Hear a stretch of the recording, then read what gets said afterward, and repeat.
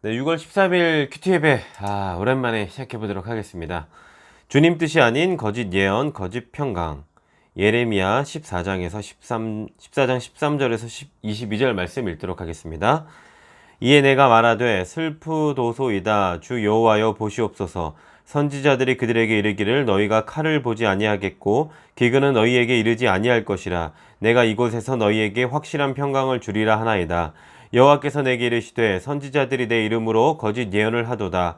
나는 그들을 보내지 아니하였고 그들에게 명령하거나 이르지 아니하였거늘 그들이 거짓 계시와 점술과 헛된 것과 자기 마음의 거짓으로 너희에게 예언하는도다.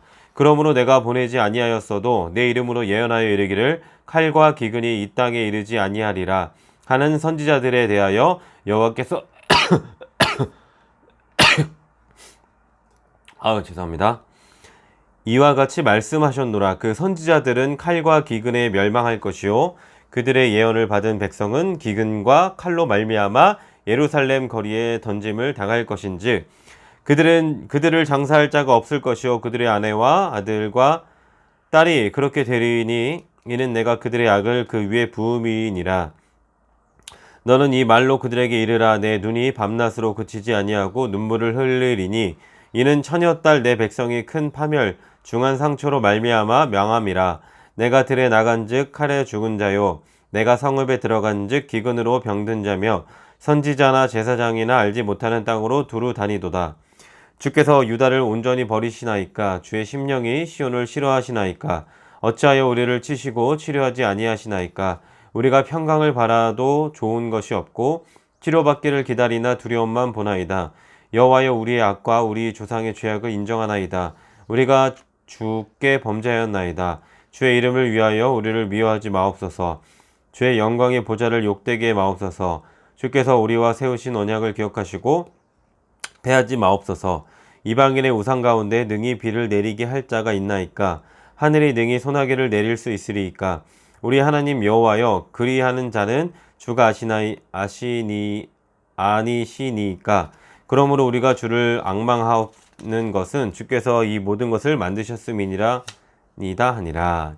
아멘. 오늘의 말씀 요약 읽도록 하겠습니다. 하나님은 거짓 예언을 하는 선지자들과 그들의 예언을 받은 백성이 칼과 기근으로 멸망할 것이라 말씀하십니다. 예레미야는 하나님께 평강과 치료를 간구하며 백성과 조상의 죄를 회개합니다. 또 창조주 하나님께 그분의 이름을 위해 백성과 맺으신 언약을 기억해 주시길 기도합니다. 아멘. 본문에서 읽도록 하겠습니다. 거짓 선지자들의 왜곡. 참 선지자와 거짓 선지자는 말씀의 성취 여부로 가려집니다. 참 선지자는 하나님 뜻을 가감없이 그대로 전하지만 거짓 선지자는 인기에 영합해 백성을 잘못된 길로 이끕니다. 예레미야는 백성의 교만과 죄악으로 인해 유다 땅에 기근과 심판이 임한다고 선언했습니다. 반면 거짓 선지자들은 하나님이 확실한 평강을 보장해 주신다고 말했습니다. 거짓 선지자들의 말은 하나님 뜻에 근거한 것이 아니라 헛된 점술과 악한 욕심과 막연한 거짓 희망에 불과합니다. 하나님은 거짓 선지자들만 멸하지 않으십니다. 죄와 심판을 경고하는 참 선지자는 거부한 채 아첨하는 거짓 선지자들을 쫓아 어그러진 길로 행한 사람을 모두 멸하십니다. 성도는 바른 분별력을 가지고 거짓 교훈이나 아첨하는 말에 속지 않도록 주의해야 합니다. 거짓 선지자들이 하나님의 이름으로 평강을 예언한 이유는 무엇일까요?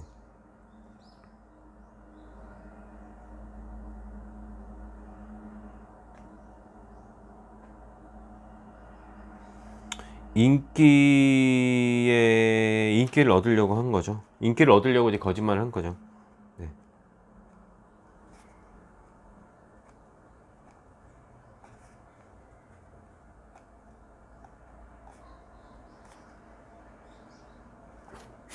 다가올 심판은 외면한 채 거짓 평강을 진실로 믿으면 결국 어떻게 될까요?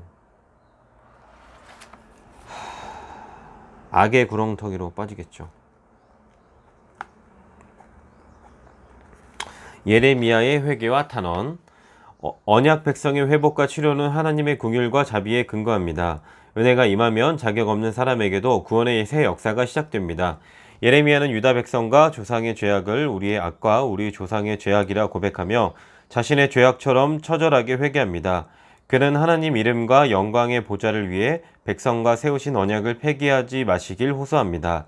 언약 백성이 망하면 하나님 명예에 손상이 가고 영광이 가려지며 거룩한 성전이 손가락질 당할 것이기 때문입니다. 가뭄 재앙을 허락하시는 분도 마른 땅에 비를 내리시는 분도 오직 하나님입니다. 성도는 재앙과 심판 때에 민족의 죄를 끌어안고 기도하는 한 사람이 되어야 합니다. 아멘. 백성의 죄를 자신의 죄와 동일시하는 예레미야를 보면 어떤 교훈을 얻나요? 어떻게 보면 진짜 하나님의 마음인 것, 진정한 선지자.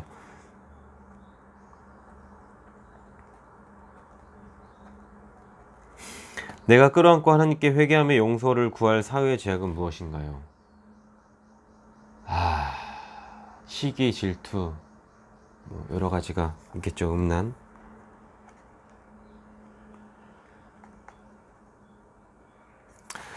네, 오늘의 기도 드리도록 하겠습니다. 하나님, 따뜻한 사랑으로 수없이 권고하셨는데도 지독하게 순종하지 않았기에 백성에게 칼과 기근을 보내실 수밖에 없었던 하나님의 심정을 헤아려 봅니다. 하나님 아버지의 아픈 눈물이 제 눈에도 지체들의 눈에도 흐르게 하시고 공동체의 죄악을 애통하며 회개하게 하소서. 아멘. 네, 묵상 에세이 읽고 마치도록 하겠습니다. 사람의 본분, 폭풍 속으로 김창근님의 글입니다. 20세기 명설교가 마틴 로이드 존스 목사는 1916년 16살에 런던 대학의 수석으로 입학했고 21살에 의학 박사 학위를 받았습니다. 그런 그가 자신을 지배하는 죄의 문제로 깊이 고민하다가 자신이 철저하게 자기 중심적인 존재임을 인정하게 되었습니다. 이후 신학을 공부해 27살에 목회를 시작했습니다. 10살 때 화재로 집을 잃고 사랑하는 형과 아버지가 연이어 세상을 떠나는 슬픔을 겪었던 그는 인생의 무상함과 불확실성을 일찍 깨달았습니다. 그래서 의학을 통해서는 해결할 수 없는 영적 공허함으로 괴로워하는 사람들을 위해 복음을 처방전으로 들고 나아갔습니다. 그는 인간의 영적 실상과 죄를 철저하게 분석하고 설교했습니다. 그는 이렇게 말했습니다. 설교란 하나님 면전에서 인간을 겸손하게 하고 죄를 회개하는 것입니다. 오늘날 우리 강단은 어떻습니까? 하나님을 경외하지 않는 사람들을 위로하고 즐겁게 해주는 설교에 집중하고 있지 않습니까? 물질 만능주의 시대를 사는 우리에게 마틴 로이드 존스의 성경적 설교는 각성을 일으킵니다. 성경은 하나님의 영감으로 기록된 말씀으로 사람의 본분을 우리에게 알려줍니다.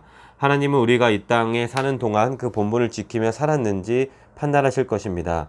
심판주 하나님을 경외하며 자신의 죄를 인정하고 좌로나 우로나 치우치지 않고 하나님 명령에 순종하며 사는 것이 사람의 본분을 다하는 것입니다. 아멘.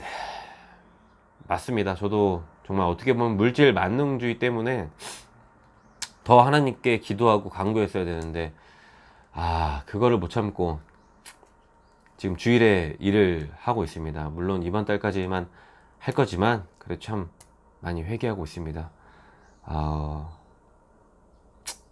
누가 잘못됐다, 누가 잘했다라기보다는 언제나 항상 저희의 연약함을 인정하고 항상 하나님께로 더욱더 나아가는 그런 크리스천이 저를 포함해서 다 같이 되셨으면